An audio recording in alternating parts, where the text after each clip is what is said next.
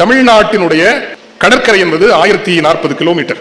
நாகப்பட்டினம் மாவட்டத்தினுடைய 30% நிலங்களுக்குள் கடல் நீர் வந்துவிட்டது. இன்னும் 10 ஆண்டுகளில் அது திருவாரூர் மாவட்டத்திற்கும் வரும். வேறு ஒன்றுமல்ல காரணம், ஆற்றினுடைய மட்டம் தாழ்ந்து போகிறது மணல் அள்ளுவதால். கடலினுடைய மட்டம் உயர்கிறது. உப்பு நீர் உள்ளே வரத்தான் செய்யும். யாரும் இயற்கையை பற்றி கவலைப்படுவதற்கான காரணங்கள் இவை. ஏறக்குறைய ஒவ்வொரு ஆண்டும் அரை அங்குலம் கடல் உயர்கிறது. 2040 ஆக குறைந்தபட்சம் கிளைமேட் ரெஃப்யூஜிஸ் மட்டுமே தமிழகத்தில் 50 லட்சம் பேர் இருப்பார். நல்லா ஞாபகம் வச்சுக்கோங்க. கிளைமேட் ரெஃப்யூஜிஸ் அலோன், காலநிலை மாற்றத்தால் அகதிகளாக இடம்பெயர வேண்டியவர்கள் தமிழகத்தில் மட்டுமே 40-50 லட்சம் பேர். நம்முடைய கொள்கைகளோ நம்முடைய அரசியல் விவாதங்களோ பொது விவாதங்களோ இதை பற்றி இன்னும் பேசக்கூட தொடங்கவில்லை. ஒரு பொறி சிந்தனைக்கு.